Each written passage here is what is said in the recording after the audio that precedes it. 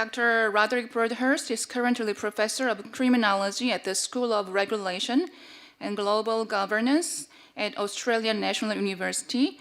Dr. Broadhurst was formerly the Deputy Director of the Australian Research Council. His career as a practitioner and researcher has included work in prisons, remote area public health, homicide investigation, and social engineering and cybercrime. He currently directs the ANU Cybercrime Observatory. His topic that he's going to present today is COVID-19 related products on darknet markets. Professor Broadhurst, the floor is yours. Thank you so much. And may I start by thanking the Korean Institute of Criminology for hosting this event, and also to thank the two previous speakers, Maddie for a wonderful overview, and very interesting to hear those results from the domestic violence survey. Very interesting results. What I wanted to do today was, although I'm going to focus quite a bit on, I guess, one aspect of cybercrime, particularly around what we call the dark web or the darknet markets, particularly in relation to the sale of COVID-related products or, repurposed medicines, personal protection equipment, and so on. I did want to use this, if you like, this development in the expansion, for want of a better word, of the darknet market to link it a little bit towards the end with how I think transnational crime might adjust to some of these opportunities and barriers that the pandemic has brought.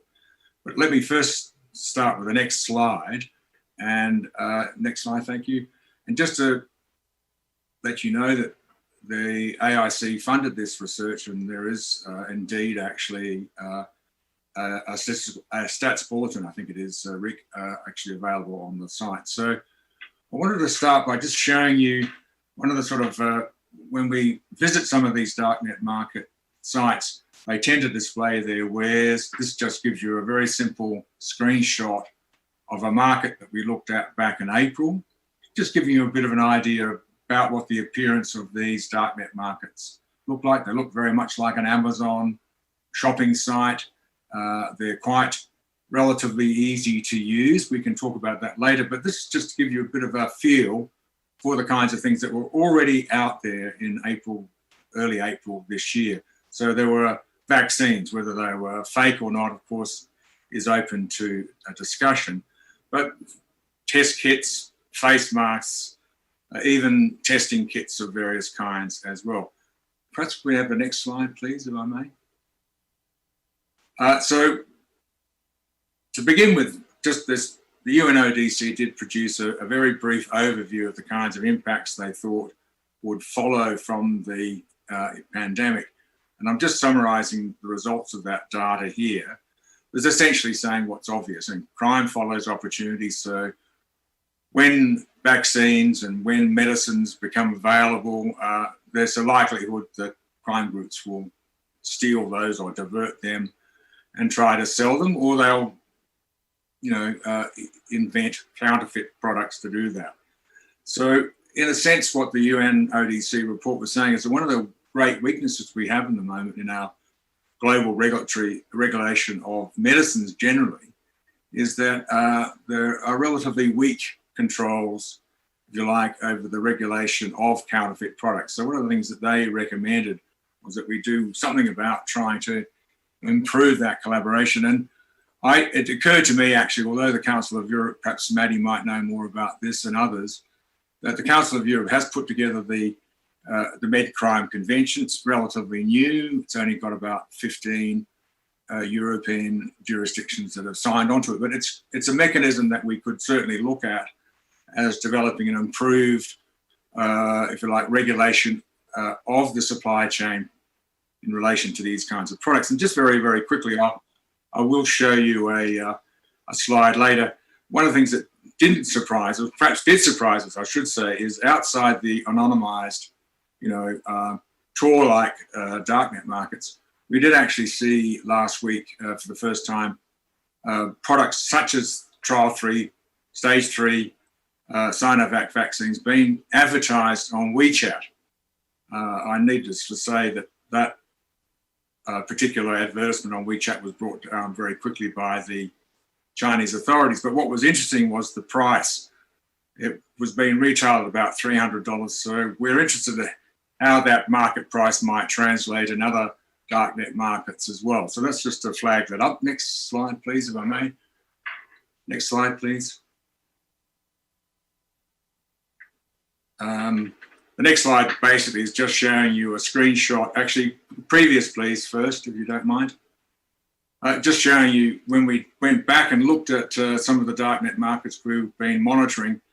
This is, again, the product list for August. And the next one will show what this shows actually very clearly. Next slide, please. Yes, thank you. Look, I just wanted to throw out that because most of you would have known about the anti-malarials, like chloroquine and so on, and that there was a supply shortage at one stage, particularly after it had been widely touted in the US media as a treatment. Subsequently to that, we've had additional treatments come on board, or have been recommended for treatment. Two of those, the steroid dexamethasone and also the antiviral remdesivir. As soon as they were, if you like, touted as being likely products for treatment of COVID, they almost immediately, or very, very quickly, appeared on darknet markets, either as diverted or stolen products or possibly counterfeit. So, in a sense, the criminal markets are already adjusting to some of the barriers that we've talked about. Now, could I look at the next slide, please? Okay, so this shows you, actually, strangely, seem to have missed.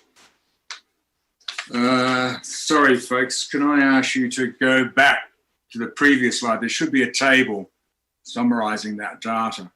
Could you go, or perhaps go next in case it's ahead of me? God, sorry. There's a slide with a table on it. All right, okay. Okay, all right. While we're waiting for that to happen, I'll just, on the right-hand side, of course, is the screenshot of the WeChat advertisement I mentioned. On the left-hand side really is just a very basic recommendation that these dark web marketplaces really do give us a bit of an indication of what's going on in terms of things like COVID-19 products, but also illicit drugs, and certainly tell us quite a bit about the kind of digital products, the malware, the phishing attacks that have been engineered to entice people to click on a website or download an attachment. So, if you like, the ecosystem is quite active in trying to trick people into, either downloading a link or giving some of their identification. Maybe you can go to the next slide, please, KIC. Okay, I don't know what's happened. I'm sorry, I don't know what's happened to the table that I put in there, but I can now at least go ahead and talk a little bit about how this dark web, how it might influence the way in which organised crime groups operate. The UN again have sort of put up a very sort of simple, straightforward brief about what they think the impact of COVID-19 will be on organised crime groups. And they did focus on what's called in, organised crime scholarly work, governance type organisations. And here they're giving quite a few examples, but perhaps the most worrying one, we could perhaps go to the next page, the next one, please. What's clearly already beginning to happen in some jurisdictions where businesses are now floundering, they can't raise loans from banks, they can't keep operating. So what's happening is that organised crime groups, which are cashed up, are entering those marketplaces, if you like, doing kind of the things that organised crime groups do. They might be offering loans, they might be loan sharking, they might be offering protection and so on. And because they're cashed up, they're beginning to infiltrate some of these legitimate businesses. And obviously there's a new market now for medical equipment. Whether that's diverted or stolen or whether it's counterfeit, that's very important too.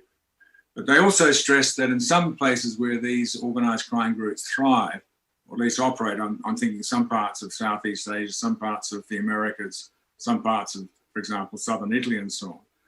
They've been doing what we've seen in the past. That is, they've stepped in and provided sort of basic services for people in those regions in lieu of the government. So there's a worry that this might help to legitimate them. There are examples in the past where we've seen this happen. The Kobe earthquake being a very well-known example where the Yamaguchi-gumi came in straight after the earthquake and started providing water, relief and services that normally the state would. But clearly the other really important impact is the impact on cybercrime. So we've now got some evidence, or at least some clear picture about how our organised crime groups have started to use the dark web as a means of getting over the physical barriers and so on the pandemic has provided. So this changes, if you like, the way in which illicit drugs, in the case of digital products like malware or phishing or exploit kits and so on, there's never been a physical barrier. So the provision of toolkits for organised crime, toolkits for malware and so on have been around for a while. But this essentially means there's a shift in the interest and investment in hidden services on places like Tor and so on. So on that note, I mean, I will quickly finish because I guess the other concern that I'm sort of tying in with this is that when we look at the most recent seizures, even allowing for the fact that there is stockpiling, that some of the seizures that we've seen in, say, North Shan State or Kachin State and Burma and so on, I beg your pardon, Myanmar, the amount of fentanyl-type analogues we're seeing is a very, very potent analgesics, if you like, and their potency means that you only need a very low mass. You don't need a lot of this material to make, I mean, for example, 10 grams of carfentanil or 3-methyl fentanyl will produce easily 1 kilo to 2 kilos of a heroin equivalent type substance. So the profits are enormous, but these products have been moved across borders using the mail service.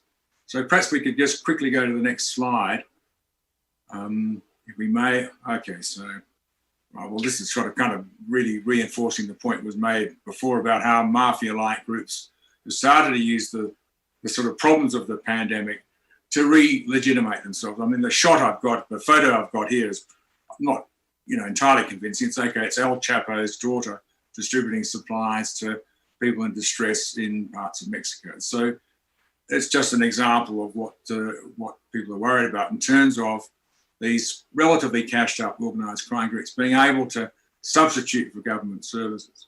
Next slide, please.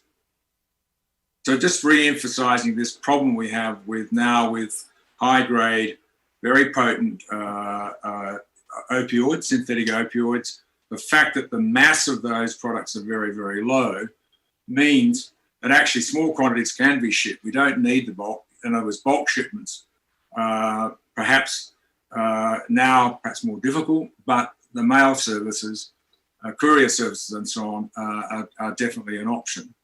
Next slide, please.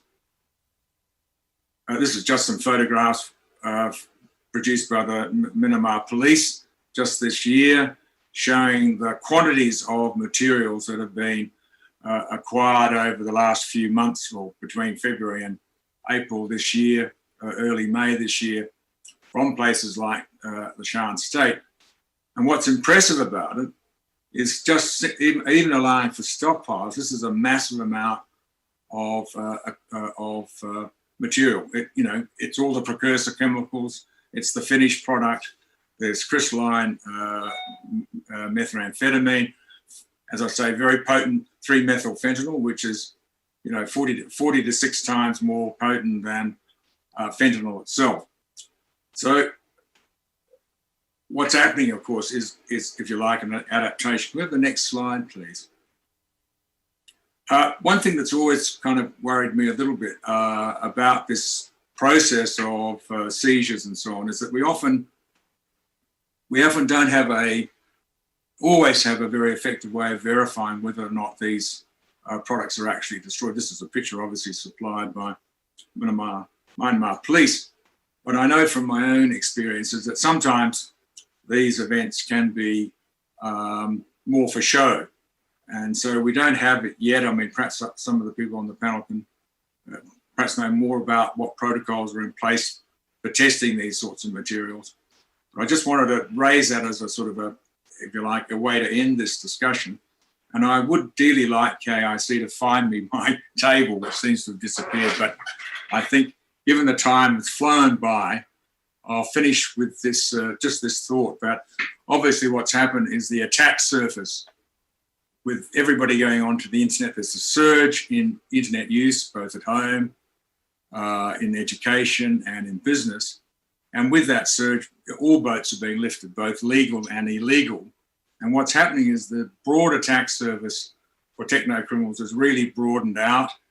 And at the same time, organised crime groups have realised that these hidden services are extremely helpful, not just in terms of communication, but also as a mechanism for retailing products that are otherwise perhaps be impeded by the border closures we talked about before.